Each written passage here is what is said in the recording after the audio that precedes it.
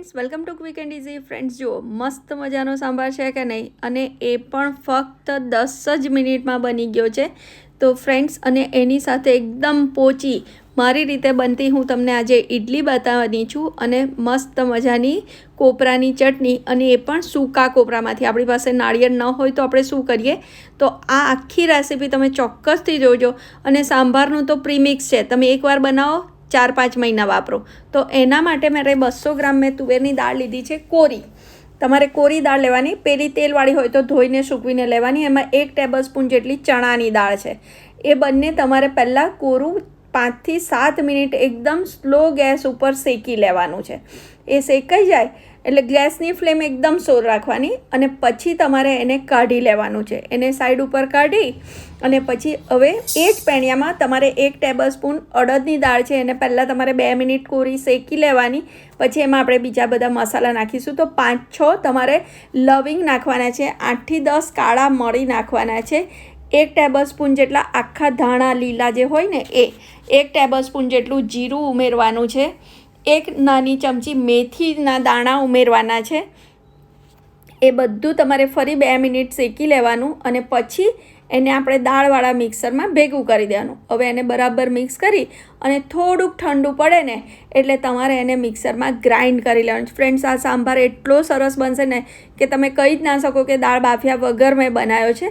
અને એટલો સરસ, તમારા ગેસ્ટ પણ ખાઈને ખુશ થઈ જાય. તો એને ગ્રાઇન્ડ કરી અને તમારે ચાળી લેવાનો છે. પહેલાં બધી જ દાળને આ રીતે ચાળી લેવાની છે, અને એ ચડાઈ જાય ને પછી એમાં આપણે હજુ ડ્રાય મસાલા પણ ઉમેરવાના છે. આપણો આ પાવડર રેડી થયો. હવે એમાં આપણે ડ્રાય મસાલા, તો આ 1 ટેબલ સ્પૂન જેટલું ધાણા જીરું છે, આપણું રેગ્યુલર મરચું 1 ચમચી જેટલું છે, 1 નાની ચમચી હળદર છે, 1 ટેબલ સ્પૂન જેટલું કાશ્મીરી લાલ મરચું છે, કલર સરસ આવશે. મેં 1.5 ટેબલ સ્પૂન જેટલું મીઠું ઉમેર્યું છે, તમે તમારા સ્વાદ પ્રમાણે ઉમેરજો. અને આ બધું પહેલાં તમારે બરાબર ડ્રાય મિક્સ કરી દેવાનું.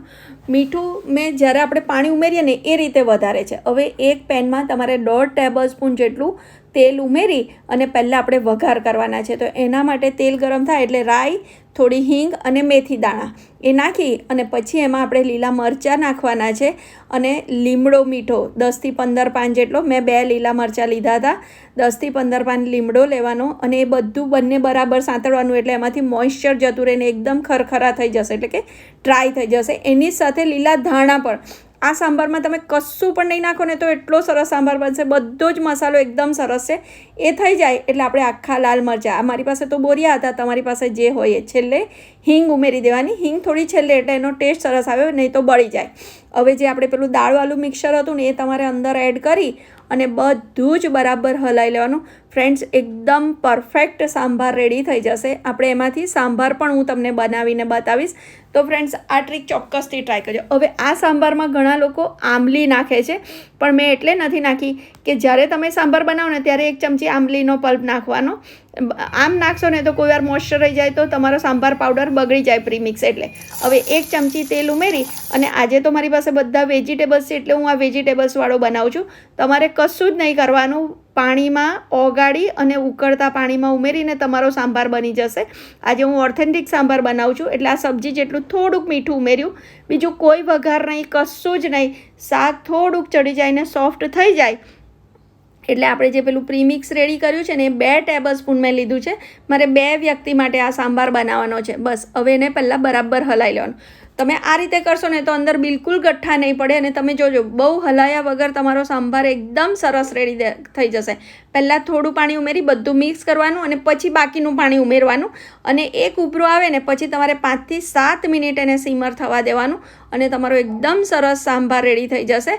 હવે છેલ્લે આપણે, મેં તમને કીધું એમ, આંબલી નથી ઉમેરી, પણ આપણે આંબલીનો પલ્પ તમારે છેલ્લે ઉમેરી દેવાનો. ફ્રેન્ડ્સ, આ ઇઝી મેથડ છે. તમારો સાંભાર પ્રીમિક્સ ફ્રીજ વગર પણ બહાર સારો રહી શકે. જો તમે આંબલી નાખશો ને કોઈ વાર મોઇશ્ચર રહી જાય ને તો એ સાંભાર પાવડર બગડી જાય. એવું ન થાય એટલે મેં નથી ઉમેર્યું.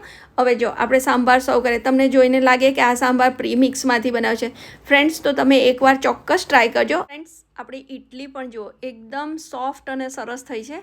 તો આ રેસીપી આખી તમે ચોક્કસથી ટ્રાય કરજો, તમારા ફ્રેન્ડ સાથે શેર કરજો.